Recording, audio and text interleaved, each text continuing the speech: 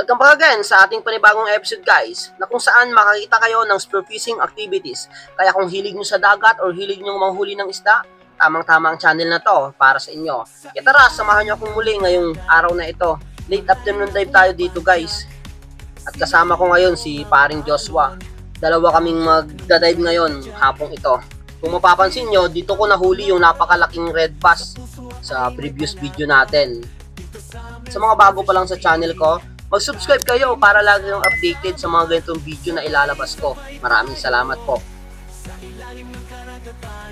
Napakaganda ngayon ng dagat, napakalinaw din ng tubig. So abang-abang na lang kayo kung anong mahuhuli natin ngayong hapon ito. Let's go!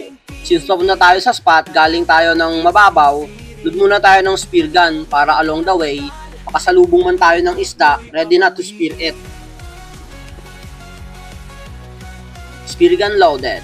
Check muna natin yung flapper kung gumagalaw at walang sabit. So ito guys, sinalagyan ko ng goma para mas accurate yung tama sa isda. At pagdating natin sa malalim, diretso na tayo. Ito yung una nating dive.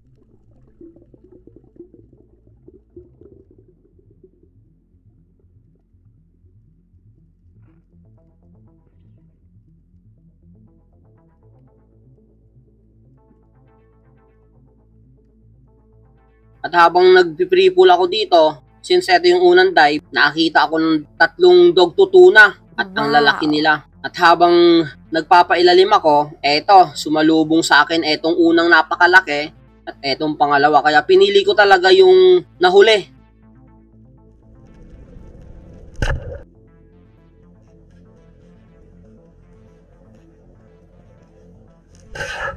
At napakaganda naman yung patama ko dito sa isdang ito. Ngunit, sadyang hindi para sa atin ang isdang ito.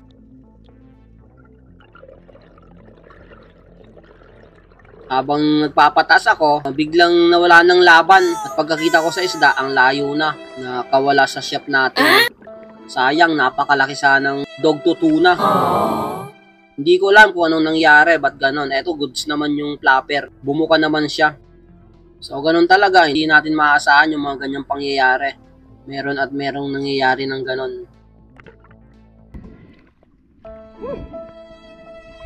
Ay, ano yung nangyari? Ay, parang hindi ito mag-usyok natin. Uy. Since nawalan ako ng isda dito, medyo nawalan ako ng gana dito mag-dive.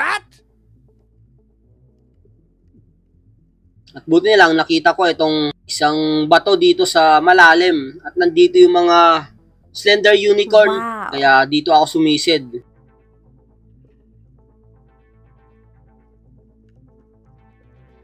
Since ito yung first ambush ko dito sa spot, hindi muna ako kumuha ng mga nakapaligid sa slender unicorn.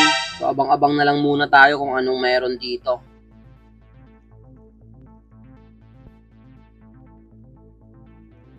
At etong mga slender unicorn, paikot-ikot lang dito sa harapan ko. At may mga midnight snapper din na kasama. Eto, pabalik-balik lang sila.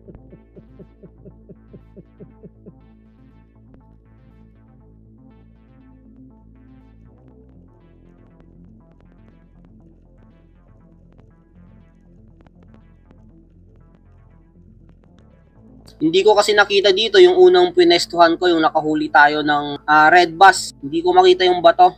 Since nandito naman yung mga isda, hindi na ako umalis dito at dito na talaga ako nag-dive.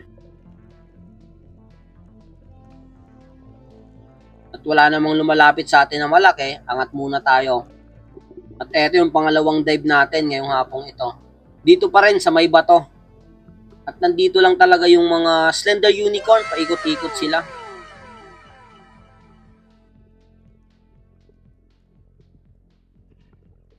Siguro ang mga size ng mga slender unicorn dito is mga nasa 2 kilo pataas, kaya ang lalaki ng slender unicorn. Wow!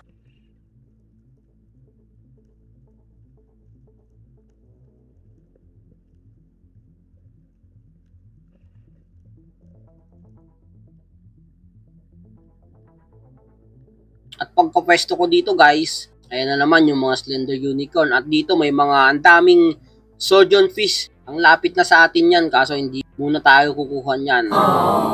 Mga nasa 1 kilohin na rin yan bawat isa. So good size na rin kung kukuha talaga tayo ng isda. Kaso nga lang, spear fishing tayo.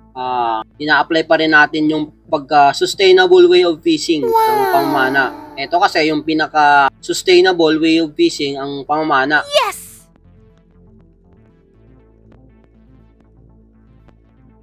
At eto na yung slender unicorn. Kaya pagka-close ko ng gap dito sa isa, pumili lang ako ng yung pinakamalaki at tinira ko na to.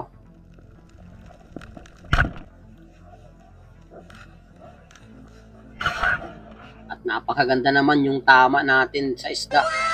Spine shot, hindi na nakagalaw. Ito yung unang isda natin ngayong araw na ito. Isang good size na slender unicorn. 2.5 kilogram on scale. Yes! Goods na rin.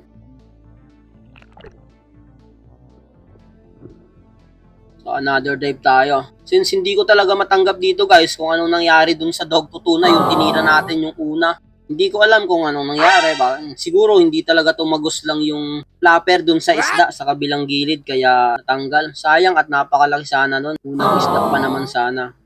At dito guys, hindi na ako nag-set ng ambush kasi ang amo ng unicorn. Kaya habang nag-free pull ako, tinira ko na to. Baka tirahin pa ng iba. At ayun, napakaganda naman yung tama. Yes! Since ganun talaga pag maamo yung isda, hindi na ako nagsisit ng ambush. Kung nalalapitan mo naman at pwede nang panain mo na para mas sure na makakatipid ka pa ng hangin.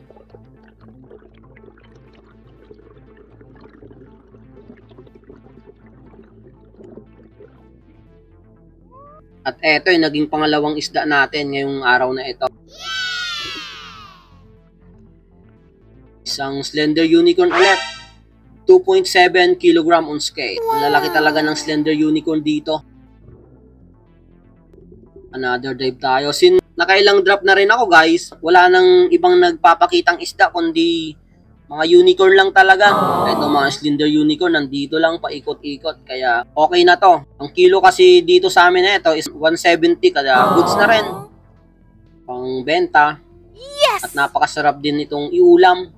Napakasarap na inihaw na isda ito. Wow! Napakataba.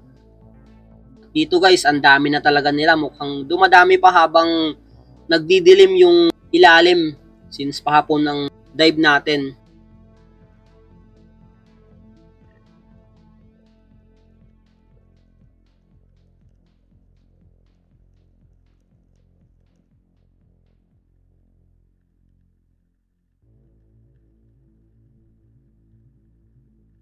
At pagkapesto ko dito guys sa may buhangin, eto may lumapit kaagad na isang unicorn din. Kasi yung mahaba ng sungay, minsan lang ito makita ko kaya pagka-close ko ng gap, tinira ko na to.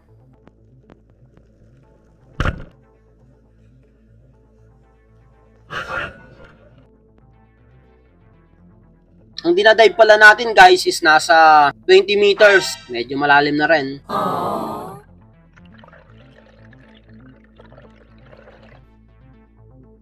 Ang tatlong isda natin. Eto, iba pa to guys sa original na unicorn. Wow!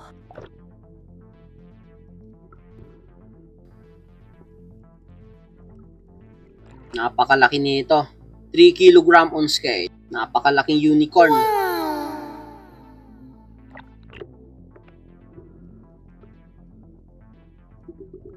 Since nandito lang guys yung mga slender unicorn, hindi na talaga ako umalis dito hanggang magdilim yung ilalim, magpatakip silim. Paikot-ikot lang kasi sila dito sa may bato. At hindi pa rin ako nakaka-move on guys dun sa unang pinana natin na dog tutuna. Napakalaki sana yon, napakagandang blessing sana. Kaso nga lang, hindi natin nakuha. At palagay ko mamamatay lang din yun kasi bandang ulo yung tama. Kaya sayang talaga. Etong mga unicorn paikot-ikot lang habang nag-free pull tayo. Wow!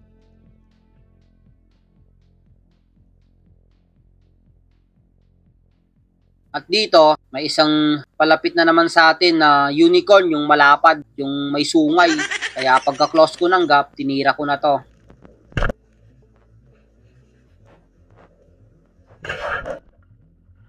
napakaganda naman yung patama natin. Etong ganitong unicorn guys is napaka-amo to.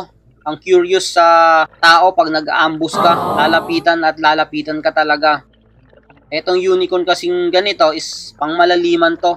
Hindi mo basta-basta makikita sa mga mababaw lang na area.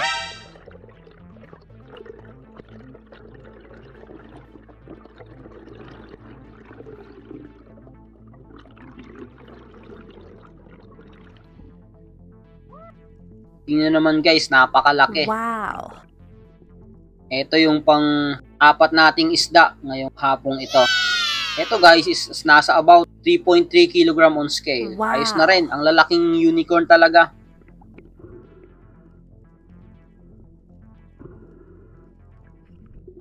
Another dive tayo. At ganun pa rin. Pag nag-free fall tayo, lumalapit yung mga slender unicorn sa atin. At eto na rin guys yung last dive ko. Since madilim na to, medyo madilim na yung ilalim at mag-aalas 6 na itong oras na to, kaya nag-last dive na ako. At nagbabaka sakali akong may makita tayong ibang isda.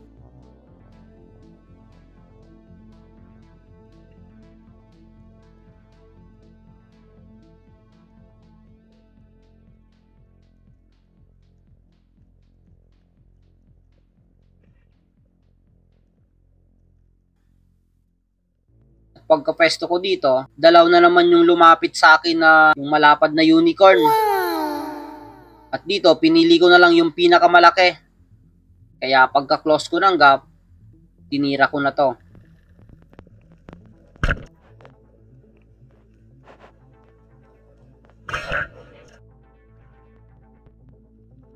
At dito medyo napataas yung patama ko since i-spine shot ko sana, kaso nga lang medyo napataas at pa dun sa may bato.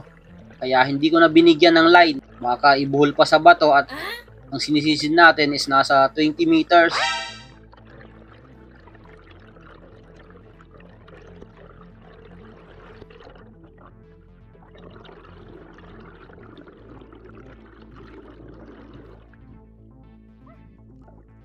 At eto na yung last na isda natin ngayong hapong ito.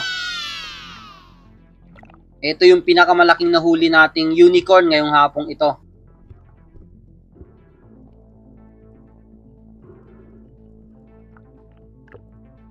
At dito, biglang natanggal yung shop ko. Dito sa isda, buti na lang nahawakan ko pa sa buntot. Kaya dali-dali kong binalik yung shop.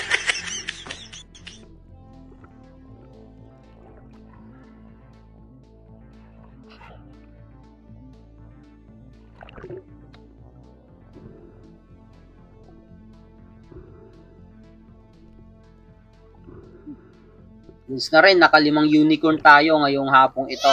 Pagkatapos din na ito, umuwi na rin ako. Medyo malayo pa yung lalanguin natin papunta sa Pangpang. Around 20 minutes bago makarating tayo sa Pangpang. At eto yung mga huli natin.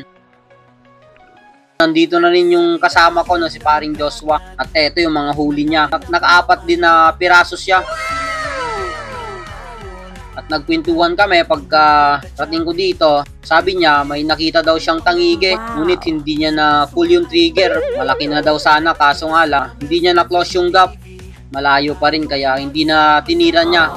At sayang lang kung titirahin kung malayo. Masusugatan lang yung isda. Shoutout nga pala kay John Cesar from Simara, Roland Mesa, Pelep Mesa from Zamboanga City, Joe Bail, Rafi Vantilan, Dennis Batas from Malitbog, Southern Leyte, Nexon Edson from La Union, Moxin Dimalaw from South Cotabato, Edward Gutierrez, Dennis De La Cruz from Naik Cavite, Joby Salayaw from Daram Samar, Erwin Dalisay from Udjongan, Pancho Pantino from Rapurapo Albay, Danilo Adalim, Chad Prince Adalim, Christian Murillo from Oriental Mindoro, Ronel Dicag. Maraming salamat po sa inyong lahat. At eto yung mga huli kong unicorn. Ang lalaki talaga nung malapad na unicorn. At eto naman yung sa kasama ko. Etong pinakamalaki niyang huli is nasa 3.5 na bluefin. Dalawang bluefin. Saka isang big eye trevally. Slender unicorn. Nakaano kaming piraso dito, 5 yung sa akin, saka yung sa kanya 4, nakasyam na piraso kami. So hanggang dito lang muna guys yung video natin. Maraming salamat po sa inyong lahat. Hanggang sa susunod na episode natin guys. God bless you all po.